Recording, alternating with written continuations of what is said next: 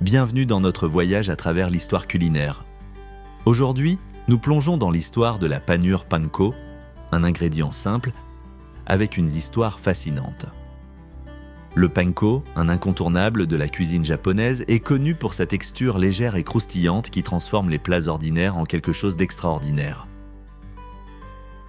Mais vous êtes-vous déjà demandé d'où il venait ?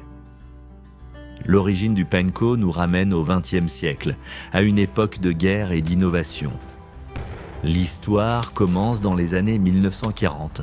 Pendant la Seconde Guerre mondiale, les soldats japonais étaient stationnés dans diverses parties de l'Asie et comme toute armée, ils avaient besoin d'une méthode fiable pour cuisiner et conserver les aliments. Le pain était un aliment de base, mais le cuire sur le terrain représentait un défi considérable. La solution ? Une méthode de cuisson innovante utilisant l'électricité. Les ingénieurs militaires japonais ont découvert qu'en passant un courant électrique à travers la pâte, ils pouvaient créer du pain sans avoir besoin d'un four. Le résultat était un pain qui ne développait pas de croûte, ce qui le rendait plus facile à couper et à sécher. Lorsque ce pain était râpé, il produisait de grosses miettes légères, ce que nous connaissons maintenant sous le nom de panko.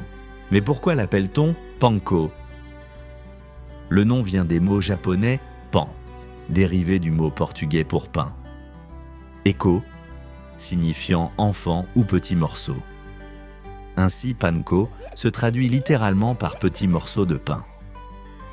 Après la guerre, cette panure ingénieuse a fait son chemin dans la cuisine japonaise domestique et, finalement, dans la scène culinaire mondiale. La texture unique du panko en faisait un choix idéal pour enrober les aliments avant de les frire, créant cette enveloppe légère et croustillante que nous aimons tous. Dans les années 1970, le panko a commencé à gagner en popularité en dehors du Japon, notamment aux États-Unis, grâce à l'augmentation de la popularité de la cuisine japonaise et à l'influence des chefs célèbres. Il est devenu un ingrédient incontournable pour ajouter du croquant à des plats comme le tempura, le tonkatsu et même des plats de style occidental comme les nuggets de poulet et les gratins. Aujourd'hui, le panko est un produit de base dans les cuisines du monde entier. Apprécié pour sa polyvalence et le croquant satisfaisant qu'il apporte au plat. Que vous le fassiez frire, cuire au four ou même l'utilisiez comme garniture pour des gratins, la panure panko a trouvé sa place dans toutes les cuisines.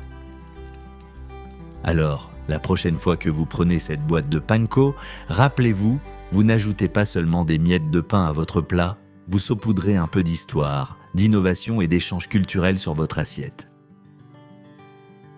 Merci d'avoir regardé. Si vous avez apprécié cette plongée dans l'histoire du panko, assurez-vous de liker, partager et vous abonner pour plus d'histoires étonnantes.